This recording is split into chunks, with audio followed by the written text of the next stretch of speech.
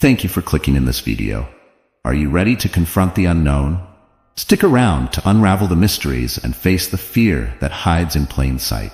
I had always been drawn to places with character, the kind of buildings that seem to hold on to their pasts, their walls steeped in history. So when I found the old apartment in the heart of the city, with its creaky wooden floors and tall, drafty windows, it felt like fate. The price was more than reasonable, especially for a place with so much charm. It was the kind of apartment that had witnessed countless lives, and now it was about to witness mine.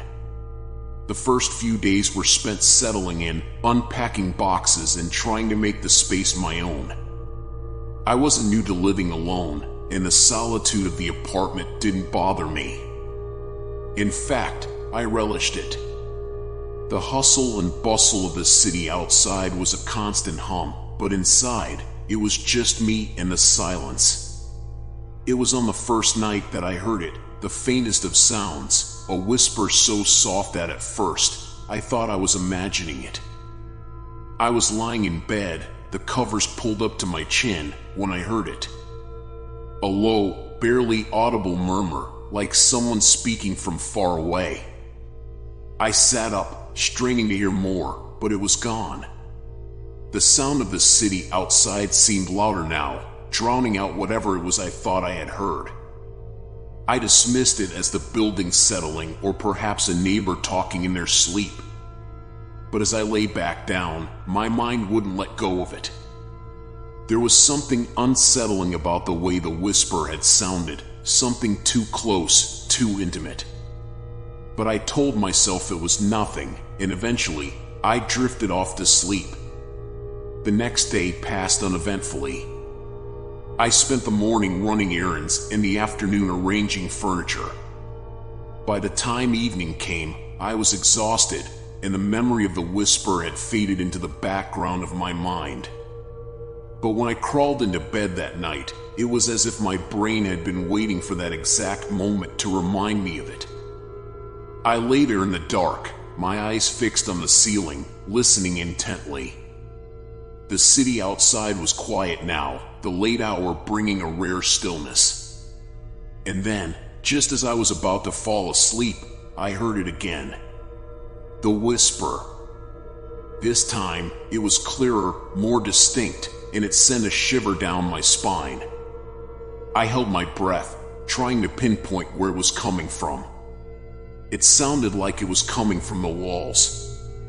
I stared at the wall opposite my bed, the darkness playing tricks on my eyes, making the shadows seem to move. I thought about getting up, turning on the light, and inspecting the wall, but a deep-seated fear kept me rooted in place. I told myself it was just my imagination, that old buildings made noises, and I was simply not used to this one yet. But as the whisper grew louder, more insistent, I couldn't shake the feeling that it was trying to tell me something. The words were too faint to make out, but there was an urgency to them, a desperation that made my skin crawl. After what felt like hours, the whisper finally stopped, leaving me in a silence that was almost worse. I didn't sleep much that night, my mind racing with thoughts of what it could have been. By the time the first light of dawn crept through the windows, I had convinced myself it was just a figment of my imagination. But deep down, I knew that whatever it wasn't going to be that easy to ignore. The next morning, the events of the previous night seemed almost surreal, like a dream I couldn't quite remember. I went about my day as usual, but there was a nagging unease that followed me like a shadow. It wasn't just the whisper itself that bothered me, but the way it seemed to linger in my mind, growing louder with each passing thought. I tried to brush it off, attributing it to the stress of the move or perhaps even the excitement of living in a new place. After all, old buildings creak and groan, they settle into their foundations. That's all it was, I told myself. Nothing more. But the rationalizations felt hollow, and the pit in my stomach deepened. As night approached, my apprehension grew. I found myself delaying bedtime, distracting myself with tasks that didn't need doing, anything to avoid the inevitable moment when I would have to turn out the lights and face the darkness again. But eventually, there was nothing left to do, and I had no choice but to crawl into bed. I left the lamp on this time, its warm light casting comforting shadows across the room. I lay there, listening to the familiar sounds of the city, distant car horns, the occasional murmur of voices from the street below, until they too faded into the stillness of the night. And then, just as I had feared, the whisper returned. It started softly, barely noticeable over the hum of the city outside. But as the minutes passed, it grew louder, more insistent. The words were still unintelligible, but the tone was different this time, darker, more urgent. My heart raced as I strained to catch the meaning behind the sound, but it was like trying to grasp smoke with my bare hands. The whisper seemed to be coming from directly behind the wall next to my bed, as if someone was standing just on the other side, speaking through the plaster. I pressed my ear to the wall, hoping to hear more clearly, but the moment I did, the whisper stopped. The sudden silence was deafening, a void that made the hairs on the back of my neck stand up. I pulled away from the wall, my breath coming in shallow gasps. There was no logical explanation for what was happening. The whisper wasn't just a noise, it was intentional, deliberate, like someone was trying to communicate with me. But who? And why? I didn't sleep at all that night. I lay awake, staring at the ceiling, waiting for the whisper to return. But it didn't. Instead, I was left alone with my thoughts, my mind racing with possibilities. Was it just the stress of the move? Was I imagining things? Or was there something more sinister at play? The next morning, I decided to investigate. I spent hours inspecting the walls of my apartment, looking for anything that might explain the noise, a crack, a loose board, anything. But the walls were solid, unmarked, and there was no sign of anything that could have caused the whisper. I even asked my neighbors if they had heard anything unusual, but they all looked at me like I was crazy. No one had heard a thing. They dismissed it as the quirks of an old building, nothing to worry about. But their reassurances did nothing to ease my mind. As the day wore on, my paranoia grew. I couldn't shake the feeling that I was being watched, that the walls themselves were hiding something from me. I began to notice little things, a cold draft that seemed to come from nowhere, the way the shadows seemed to shift when I wasn't looking. It was as if the apartment was alive, breathing around me, watching my every move. By the time night fell, I was on edge, my nerves frayed to the point of breaking. I didn't want to go to bed, didn't want to face the darkness again. But I had no choice. I couldn't stay awake forever. As I lay there, the whisper returned, louder this time, more insistent.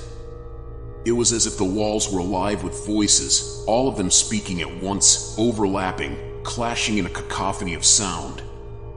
I covered my ears, but the noise was inside my head, reverberating through my skull, filling my mind with 1,000 voices, all of them speaking secrets I wasn't meant to hear. And then, just as suddenly as it had started, the whisper stopped. The silence was suffocating, pressing down on me from all sides. I lay there, trembling, afraid to move, afraid to breathe. It was then that I realized the truth. The whisper wasn't coming from outside the walls. It was coming from within. The third night was different. I had grown accustomed to the dread that settled over me as the evening darkened, but this time, the fear was sharper, more pronounced, as if something was waiting for me in the shadows. I had spent the day trying to convince myself that the whisper was nothing more than my imagination, a product of stress and sleepless nights. But deep down, I knew that whatever was happening was real. I tried to keep myself busy, distracting my mind with anything that could keep the fear at bay. But as the hours ticked by, the unease grew, and soon, I found myself staring at the walls again, waiting for the inevitable return of the whisper. I didn't have to wait long. As soon as I turned off the lights and settled into bed, it began. The whisper was different this time, more focused, as if it was trying to tell me something important. The words were still unclear, but there was a sense of urgency in the tone that sent chills down my spine. I sat up, my heart pounding in my chest, and strained to listen. The whisper seemed to be coming from all around me, surrounding me, as if the walls themselves were closing in. I could hear snippets of phrases, half-formed words that made no sense but filled me with an inexplicable sense of dread. Leave, now, before it's too late. I froze, the words echoing in my mind, their meaning clear despite the garbled sound. This wasn't just a random noise, an auditory hallucination brought on by stress. This was a warning. But a warning from what? Or from whom? My mind raced, trying to piece together the fragments of information, but there was nothing to hold on to, no logical explanation for what was happening. All I knew was that the whisper was growing louder, more insistent, and the sense of urgency was becoming unbearable. I couldn't stay in bed any longer. I needed to get out, to escape the suffocating atmosphere of the apartment.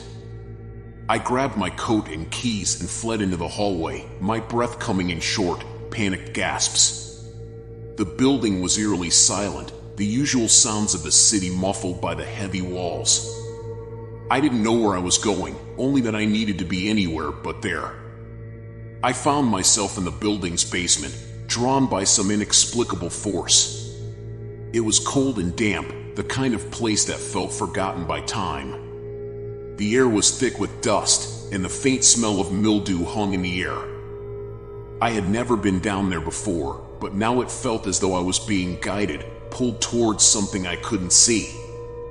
As I moved deeper into the basement, the whisper followed me, echoing off the walls, growing louder with each step I took. I could barely make out the words, but the message was clear. It's coming. You need to leave. I reached the end of the corridor, where a heavy metal door stood ajar. The whisper was louder now, almost a scream, as if trying to drown out the sound of my own thoughts. My hands shook as I pushed the door open, revealing a small, dark room beyond. Inside, there was nothing but a single, crumbling wall, and it was from this wall that the whisper emanated, the voice now clear and unmistakable. It wasn't just one voice, it was many, layered on top of each other, all speaking at once, filling the room with a deafening cacophony. Get out! You're not safe.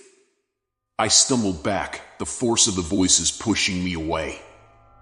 I had to get out, but as I turned to flee, I felt something cold brush against my arm, a hand, invisible, but unmistakably real. I screamed and tore myself away, running back up the stairs, my heart racing, the whisper chasing me every step of the way.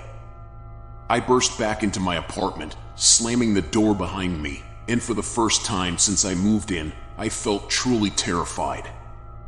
This was no longer just an old building with strange noises. There was something here, something that didn't want me to stay, something that was trying to warn me before it was too late. But too late for what? I spent the rest of the night huddled in the corner of my living room, every light in the apartment turned on, the whisper still echoing in my mind. I knew I couldn't stay there any longer, that whatever was in the walls wasn't going to stop until I was gone. But I also knew that leaving wouldn't be easy. The apartment had a hold on me, a grip that tightened with every passing hour, and I wasn't sure if I had the strength to break free. But I had to try. Because whatever was coming, it was getting closer. The following day, I woke up with a grim determination. I could no longer ignore the fact that something was horribly wrong in this apartment, something beyond my understanding. The whispers, the warnings, they weren't just figments of my imagination. There was a reason they were trying to drive me out, and I needed to find out why before it was too late. I spent the day researching the building, hoping to uncover some clue that might explain the strange occurrences. My first stop was the local library, where I pored over old newspapers, city records, anything that might shed light on the history of the apartment. What I found was more unsettling than I could have imagined. The building was over 100 years old, originally constructed as a tenement house for immigrant families in the early 1900s. But there was one event that stood out, a tragedy that had occurred in the 1940s. A family of 3 had lived in the very apartment I now occupied, and according to the records, they had all mysteriously disappeared. No bodies were ever found, and the case had remained unsolved, eventually fading into obscurity. But there was more. Rumors circulated that the building was cursed, that the walls were haunted by the souls of those who had died within its confines. Over the years, other tenants had reported hearing strange noises, whispers in the night, just like I had. Some claimed to have seen shadowy figures moving through the hallways, while others spoke of inexplicable cold spots and objects that moved on their own. Many had fled the building, never to return, and those who stayed rarely spoke of what they had experienced. As I read through the old accounts, a chill ran down my spine. The warnings, the whispers, they were all connected to the building's dark past. But what did it all mean? Why were they trying to warn me? And what was it that was coming? I knew I had to go back to the basement, to the room with the crumbling wall. That was where the whispers had been strongest, where the voices had tried to tell me something. If there were answers to be found, they would be there. That night, I gathered my courage and made my way back down to the basement. The air was thick with tension, and I could feel the weight of the building pressing down on me, as if it were alive, aware of my presence. The whispers started almost immediately, faint at first, but growing louder with each step I took. When I reached the room, the door was still ajar, just as I had left it. I pushed it open and stepped inside, the whisper now a chorus of voices, all speaking at once, filling the room with their frantic warnings. I approached the wall, the one that had seemed so insignificant before, and placed my hands against the cold, rough surface. "Please, don't." The voice was clear, desperate, as if pleading with me. But I had come too far to turn back now. I began to push against the wall, searching for a hidden latch, a loose stone, anything that might reveal the secret it was hiding. And then, I felt it, a small, almost imperceptible give in the stone. I pushed harder, and the wall began to crumble beneath my hands, the old mortar giving way to reveal a dark, narrow passage behind it. The whisper surged, a frantic, dissonant wail that seemed to fill the entire room. "Don't go in, please, you'll set it free." My heart pounded in my chest as I hesitated, the fear almost overwhelming. But I knew I had no choice. Whatever was behind that wall, it held the key to everything, the whispers, the warnings, the truth that had been buried for decades. I squeezed through the narrow opening, the cold air inside the passage chilling me to the bone. The space was dark, the only light coming from the faint glow of my phone. As I moved deeper, the whisper followed me, growing louder, more desperate. And then, I saw it. At the end of the passage was a small chamber, barely large enough for a person to stand in. The walls were covered in strange symbols, crudely etched into the stone, their meaning lost to time. But what caught my attention was the figure in the center of the room, a man, or what was left of one, his body mummified by the passage of time, his face frozen in a grimace of terror. In his hand, he clutched a small, leather-bound book, its pages yellowed with age. I reached for it, the whisper now a deafening roar in my ears, warning me, begging me not to take it. But I had come too far to stop now. I pried the book from the corpse's stiff fingers and opened it, my hands trembling. The pages were filled with handwritten notes, scrawled in a shaky hand. As I read, the truth began to unfold, a tale of madness and obsession, of a man who had delved too deeply into the building's dark history, searching for a way to communicate with the spirits trapped within its walls. But his quest had unleashed something far more dangerous, a malevolent entity that had been imprisoned within the building for centuries, feeding on the fear and suffering of those who lived there. The man had realized too late what he had done, and in a desperate attempt to contain the entity, he had sealed himself within the chamber, using the last of his strength to inscribe protective symbols on the walls. The whispers were his last warning, a plea for anyone who might find the chamber to leave it undisturbed. But by breaking through the wall, I had undone his work. The entity was free. A sudden chill ran through the chamber, and I felt a presence behind me, a cold, malevolent force that sent waves of terror through my body. The whisper had stopped, replaced by a deep, guttural voice that seemed to resonate from the very walls around me. "You've made a grave mistake." I turned to run, but the passage was gone, replaced by solid stone.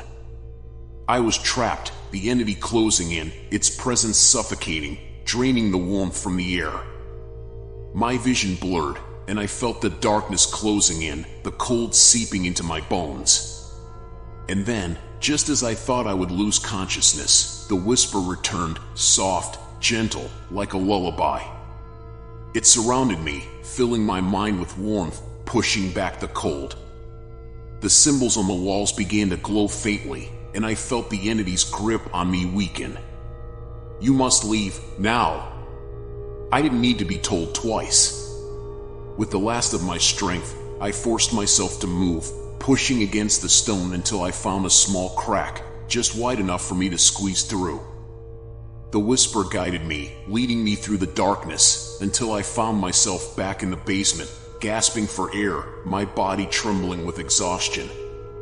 The whisper faded, replaced by a heavy silence. The entity was still there, but it was weak, its power diminished by the protective symbols. I knew I had to leave, to get as far away from the building as possible before it could regain its strength. I stumbled up the stairs and out of the building, the cold night air hitting me like a wave. I didn't stop running until I was several blocks away, my heart pounding, my mind reeling from what I had just experienced. I never went back to that apartment. I left everything behind, my belongings, my life, everything. I knew that as long as that building stood, the entity would be trapped, but I also knew that it was only a matter of time before someone else would stumble upon the truth, just as I had. And when they did, the whisper would return, to warn them, to protect them, but maybe, just maybe, to keep the darkness at bay for a little while longer. Weeks passed, and the memories of that night began to blur into something surreal, almost like a nightmare that I couldn't quite shake. I had moved to a new city, found a new apartment, and tried to rebuild my life, but the events in that old building haunted me. Every creak in the floorboards, every gust of wind that rattled my windows, sent shivers down my spine, reminding me of the horrors I had escaped. I avoided any mention of the building. I refused to look at the old newspapers that might contain stories of new tenants or strange occurrences. Ignorance was the only way I could keep my sanity, but deep down, I knew that my actions had only delayed the inevitable. One night, as I was lying in bed, just on the edge of sleep, I heard it. Faint, barely perceptible, but unmistakable, the whisper. My heart stopped, my body freezing in terror as the sound grew louder, closer, until it felt as if it were right beside me. "You can't escape." The voice was different this time. Not the gentle, warning whisper that had guided me out of the darkness, but something cold, malicious, and hungry. I sat up in bed, my breath catching in my throat, and scanned the room, searching for the source of the sound. There was nothing, no shadows, no figures lurking in the corners, just the whisper echoing through the walls. "I'm coming for you." Panic gripped me as I realized the truth. The entity hadn't been contained, it had followed me. I had unknowingly become its vessel, carrying it with me when I fled the building. Now, it was growing stronger, feeding on my fear, preparing to finish what it had started. Desperation took over. I couldn't let it win, couldn't let it consume me like it had done to so many others. I had to find a way to stop it, to end this nightmare once and for all. But how? The symbols, the protective markings, they were back in the building, far beyond my reach. There was nothing left to protect me. Or was there? A thought struck me, a memory from the chamber, the book. The mummified man had inscribed the symbols himself, using some sort of ritual to contain the entity. If I could replicate those symbols, perhaps I could trap it again, or at least weaken it long enough to escape. I scrambled out of bed, my mind racing as I tried to remember the details. Grabbing a pen and paper, I began sketching the symbols as best I could from memory, my hands trembling with fear and adrenaline. I didn't know if it would work, but it was my only chance. The whisper grew louder, more insistent, as if it could sense what I was doing. "You can't hide from me." Ignoring the voice, I moved frantically through the apartment, drawing the symbols on the walls, the floors, anywhere I could. With each mark I made, the air grew colder, the darkness in the room deepening. I could feel the entity closing in, its presence like a weight pressing down on me, but I didn't stop. Finally, the last symbol was complete. I stood in the center of the room, my heart pounding, the pen still clutched in my hand. The whisper had stopped, replaced by an eerie silence. For a moment, I dared to hope that it had worked, that I had somehow contained the entity. But then, the walls began to shake. The apartment trembled as if an earthquake had struck, the symbols glowing faintly before fading to black. The air grew thick with a malevolent energy, and the whisper returned, louder than ever, filling the room with a chorus of voices, all crying out in anguish. "You will not escape." The lights flickered, and I saw it, a shadowy figure, slowly emerging from the walls, its form twisting and contorting as it moved toward me. The entity was free, and it was coming for me. I backed away, my mind racing for a solution, but there was nowhere left to run. The symbols had failed, and I was trapped, just like the man in the chamber. The entity would consume me, and there was nothing I could do to stop it. But then, as the figure loomed closer, something strange happened. The whispers began to change, the voices overlapping, fighting against each other. The protective symbols, though weakened, still held some power, enough to create a struggle within the entity itself. In a moment of clarity, I realized what I had to do. The entity thrived on fear and suffering, feeding on the darkness within me. If I could let go of that fear, if I could face it with strength and defiance, maybe, just maybe, I could weaken it enough to escape. Taking a deep breath, I stood my ground. "You won't have me," I said, my voice trembling but firm. "I'm not afraid of you anymore." The shadow paused, its form wavering as if uncertain. The whispers faltered, the voices growing fainter, more distant. "You won't have me," I shouted, the fear in my voice replaced by anger, by a fierce determination not to be defeated. The entity hesitated, its shadowy form flickering, the whispers dissolving into a low murmur. I could feel its power waning, the darkness lifting as I continued to confront it. And then, with one final, agonized cry, the entity shattered, its form dissipating into a cloud of black smoke that quickly dispersed into nothingness. The apartment fell silent, the air clearing, the weight lifting from my chest. I stood there, breathing heavily, my heart racing, but alive. The entity was gone, banished by my refusal to succumb to fear. The nightmare was over. Or so I thought. As I collapsed onto the floor, exhausted, I heard one last whisper, faint and distant, like an echo from the past. "We will meet again." A shiver ran down my spine, but I pushed the thought aside. For now, I was safe, and that was all that mattered. I would move again, start fresh, and this time, I would make sure to leave the past behind. No more whispers, no more fear. But deep down, I knew the truth. The entity might be gone, but the darkness that dwelled within those walls, within me, would never truly be extinguished. It would wait, biding its time, until the day it found someone new to haunt. As I closed my eyes, the whisper faded, leaving me in silence. But I knew that somewhere, deep in the shadows, it was still watching, still waiting. And when the time came, it would whisper again. What did you think of this story? Was it everything you expected, or did it take you by surprise? Now, let's dive into the second story and uncover even more of the unknown. I'd never considered myself a superstitious man. Logic and reason had always been my guiding principles, helping me navigate through life's twists and turns. But when I first set foot inside the old house on the edge of town, something felt off. It wasn't the creaking floorboards or the faint scent of mildew that lingered in the air. It was something else, something I couldn't quite put my finger on. The house had been a steal, a spacious property with a large garden, all for a price that seemed too good to be true. The real estate agent had been eager to close the deal, brushing off my questions about the previous tenants with vague answers. They moved on, she'd said with a tight-lipped smile. At the time, I didn't press further. I was too enamored with the idea of having a place to call my own. The first few days after moving in were uneventful. I spent my time unpacking boxes, arranging furniture, and getting familiar with the house's layout. It wasn't until I was exploring the second floor that I noticed it, the door. It was a plain, unassuming wooden door at the end of the hallway, just like any other in the house. But unlike the others, this one was locked.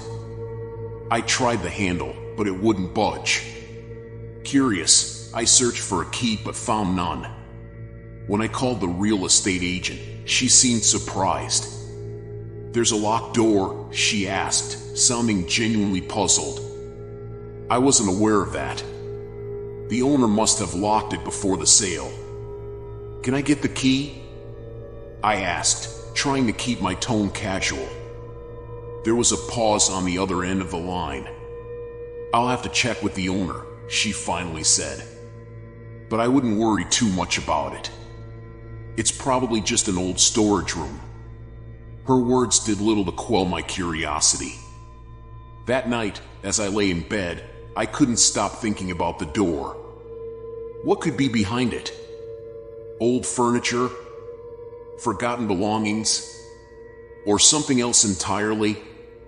The more I thought about it, the more the door seemed to take on a life of its own in my mind, becoming a symbol of the unknown, the forbidden. The first dream came that night. In it, I was standing in front of the locked door, the hallway around me dark and oppressive. I could hear faint whispers coming from the other side, though I couldn't make out the words. The door seemed to beckon to me, urging me to open it. But no matter how hard I tried, the handle wouldn't turn, and the whispers grew louder, more insistent, until I woke up in a cold sweat. Over the next few days, the dream repeated itself, each time more vivid than the last. The whispers grew clearer, though I still couldn't understand them. And always, the door remained locked, taunting me, daring me to find a way inside. I became obsessed with the door. I tried everything I could think of to open it, picking the lock, forcing the handle, even considering breaking it down. But each attempt was met with failure, and my frustration only grew. It wasn't just the door that was getting to me. Strange things began happening around the house. At night, I would hear faint noises, scratching, shuffling, the creak of floorboards, coming from the direction of the locked room. Shadows seemed to move in the corners of my vision, only to disappear when I turned to look. And always, there was that feeling, that unsettling sensation that something was watching me, waiting. The dreams became nightmares. The whispers turned into voices, angry and accusatory, condemning me for reasons I couldn't understand. The door, once a mere curiosity, now felt like a threat, a presence in my life that I couldn't escape. I tried to ignore it, to focus on other things, but the door had taken root in my mind, its mystery consuming my thoughts. I couldn't concentrate at work, couldn't sleep without being plagued by nightmares. I was unraveling, and I knew it. One day, in a fit of desperation, I called the real estate agent again. This time, she didn't answer. I left a message, demanding to know what was behind the door, why it was locked, and why she hadn't returned my calls. But I knew deep down that she wouldn't respond. The door was my burden to bear, and I was alone with it. As the days turned into weeks, my obsession grew. I couldn't leave the house without feeling drawn back to it, to the locked room that held all the answers. I had to know what was behind that door, even if it meant confronting whatever horrors lay within. But some doors are locked for a reason. The days blurred together in a haze of obsession. My life, once so routine and predictable, had been consumed by a single thought: the door. I couldn't escape it, no matter how hard I tried.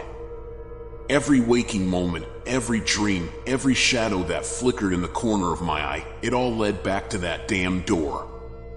I started spending more time at home, retreating from the outside world. My friends noticed, of course. They asked if everything was all right, if I needed to talk. But how could I explain it to them? How could I make them understand that it wasn't just a door, but a gateway to something far darker, something that had taken hold of me and refused to let go? The nights were the worst. The noises from the other side of the door grew louder, more distinct. The scratching became a frenzied clawing, as if something, or someone, was desperate to get out. The shuffling turned into heavy footsteps, pacing back and forth, as though a restless spirit was trapped within. And the voices were no longer whispers, but full-throated cries of anguish and anger. Sleep became impossible. Every time I closed my eyes, the nightmares would begin, pulling me deeper into the darkness. In my dreams, I would stand before the door, the air thick with the smell of decay. The wood of the door would creak as it bent inward, the voices from within now screaming, demanding to be released.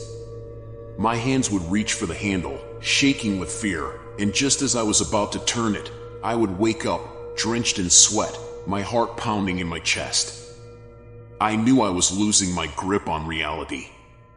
The door was all I could think about, its mystery a cancer eating away at my mind.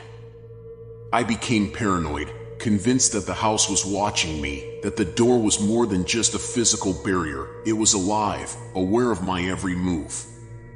I stopped eating, stopped showering, stopped going to work. My home, once a place of refuge, had become a prison, and the door was its warden. I could feel it pulling me closer, beckoning me to discover its secrets, to unlock whatever lay inside. One night, after another restless evening of pacing and muttering to myself, I decided I couldn't take it anymore. I had to know what was behind that door. I grabbed a crowbar from the garage and marched upstairs, my mind set on one thing: breaking the door down, once and for all. The hallway was eerily silent as I approached the door. The air was thick with a sense of anticipation, as though the house itself was holding its breath. My hands trembled as I placed the crowbar against the doorframe, the cold metal pressing into the wood. I hesitated for a moment, fear clawing at my resolve, but the voices in my head, those same voices that had haunted my dreams, urged me on. With a deep breath, I pushed the crowbar, feeling the doorframe give way under the pressure. The wood splintered and cracked, the sound echoing through the empty hallway like a gunshot. I pushed harder, my muscles straining, until finally, the door flew open with a deafening crash. For a moment, I stood there, staring into the darkness beyond the threshold, my heart pounding in my chest. The room was pitch black, the air stale and suffocating. I fumbled for a light switch, but there was none. My fingers brushed against something cold and slimy on the wall, and I recoiled in disgust. I didn't have a flashlight, but my phone's screen provided just enough light to see the outlines of the room. As I stepped inside, the air grew colder, the silence oppressive. The room was small, barely large enough to fit a bed and a dresser. The walls were covered in peeling wallpaper, the floor littered with debris. But it was the smell that hit me first, a rancid, putrid odor that made my stomach churn. It was the stench of death, of something that had been rotting away in the dark for far too long. I covered my nose with my sleeve, trying to keep from gagging, but the smell was overwhelming, seeping into my clothes, my skin, my very soul.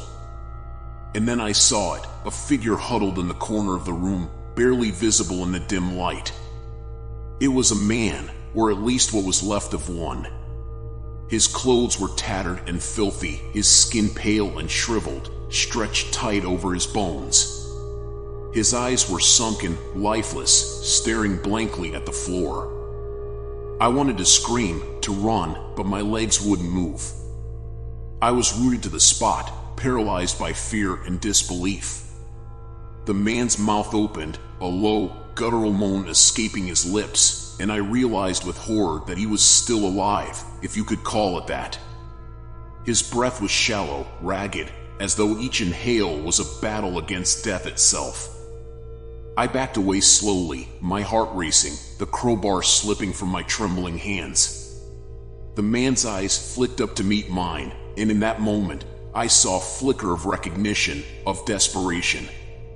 He tried to speak, but the words came out as a rasping whisper, barely audible. "Help me!" The room began to spin, my vision blurring as the reality of what I was seeing sank in. This wasn't just a room, it was a tomb, a prison for a soul trapped in eternal torment. And I had opened the door, unleashed whatever horrors lay within. I stumbled back into the hallway, my mind racing. I had to get out of the house, had to escape before whatever malevolent force had claimed that man turned its attention to me. But as I turned to flee, I heard it, a sound that chilled me to the bone. The door behind me creaked slowly shut, locking itself with a final, ominous click. I stood frozen in the hallway, staring at the now sealed door. The air around me felt thick, almost suffocating, as if the entire house was closing in. My mind raced, trying to comprehend what I had just witnessed.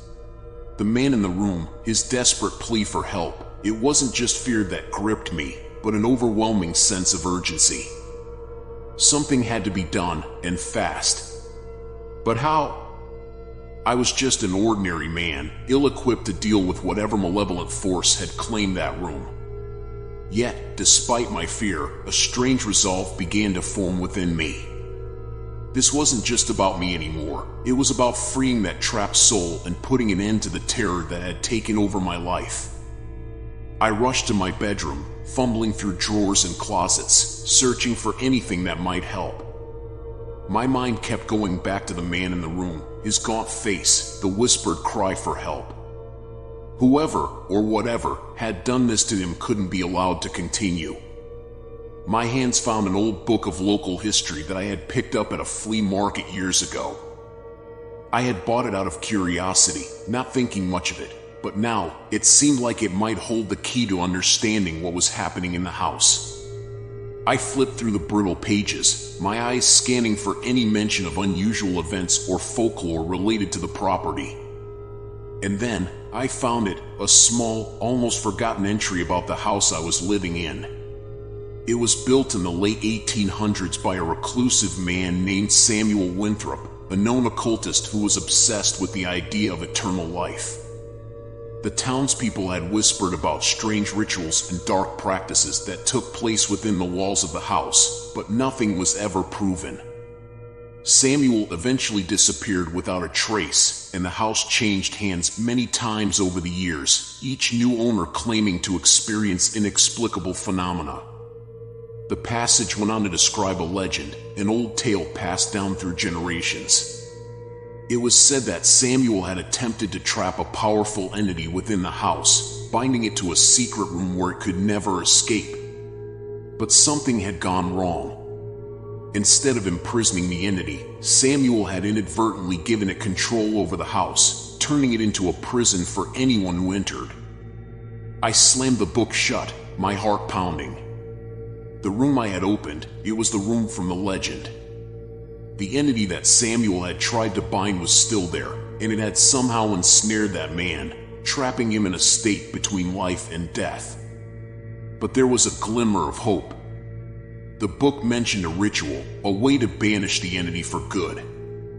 It required the breaking of the original binding spell, which had to be done inside the room where the entity was held.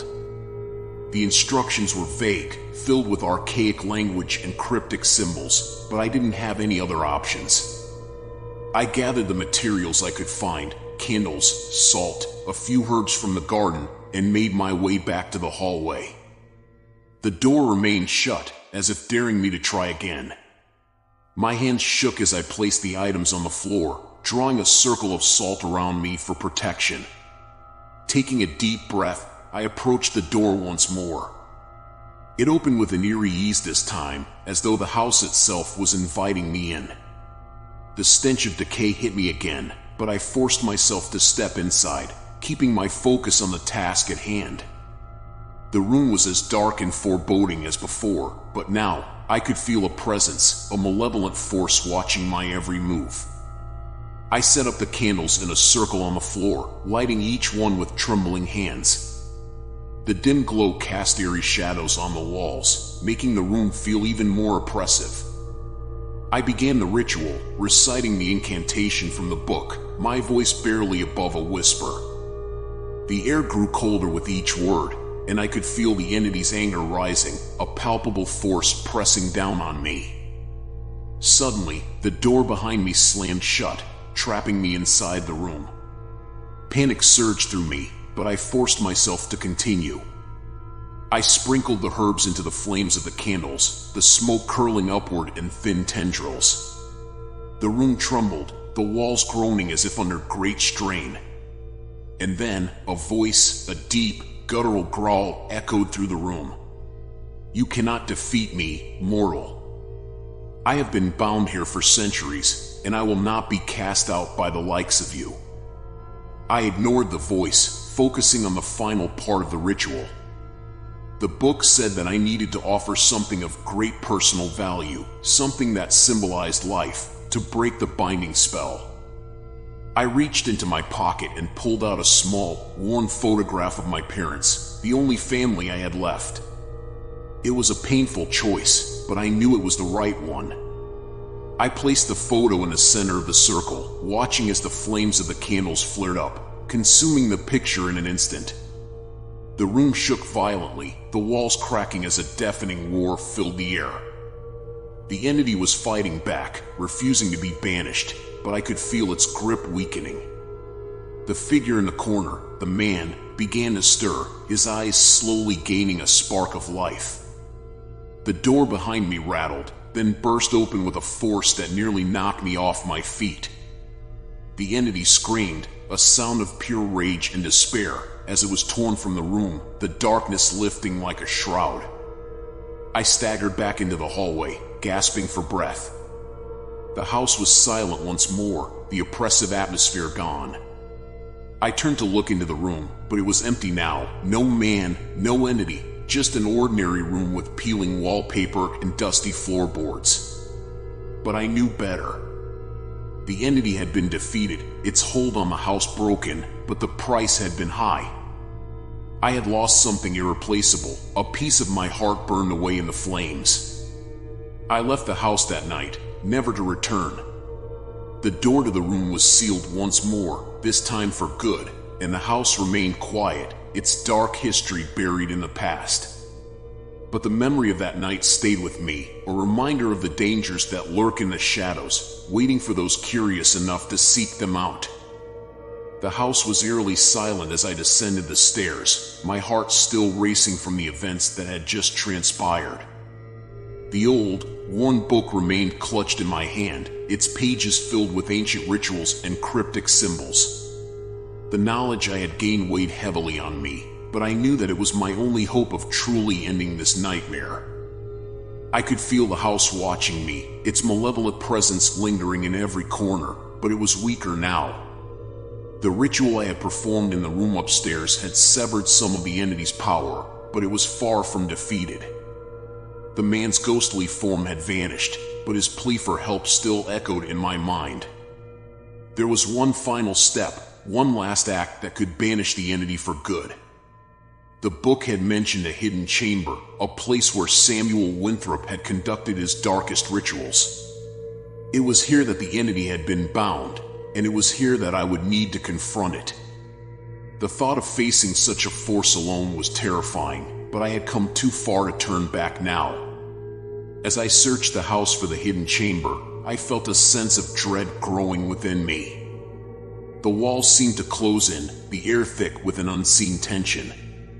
I knew that the entity was aware of my intentions, and it would do everything in its power to stop me. Finally, after what felt like hours, I found it, a small, inconspicuous door hidden behind a dusty bookshelf in the basement. The door creaked open, revealing a narrow staircase descending into darkness. The air was colder here, the faint scent of decay seeping through the walls. With a deep breath, I began my descent. The chamber below was unlike anything I had ever seen. It was a large, circular room, its walls lined with ancient symbols and strange artifacts. In the center of the room stood an altar, and on it lay a large, blackened tome, its pages covered in the same cryptic writing as the book I held. This was the source of the entity's power, the original binding spell that had gone horribly wrong. The chamber pulsed with energy, the air crackling with an unseen force. I could feel the entity's presence, stronger than ever before, as it gathered its strength for one final confrontation. I placed the book I had brought with me on the altar, its pages open to the ritual that would finally break the binding spell. As I began to recite the incantation, the room trembled, and a cold wind swept through the chamber, extinguishing the torches on the walls. The darkness closed in around me, and I could hear the entity's voice, a low, guttural growl that echoed through the chamber. "You cannot destroy me, mortal. I have been bound to this place for centuries, and I will not be cast out by the likes of you." I forced myself to keep going, my voice steady as I spoke the ancient words. The air grew colder, and I could feel the entity's anger rising, its presence pressing down on me like a weight. But I couldn't stop now. I was so close to the end. The altar began to glow with an eerie light, the symbols on the walls pulsing with energy. The entity's voice grew louder, more desperate, as it realized what was happening.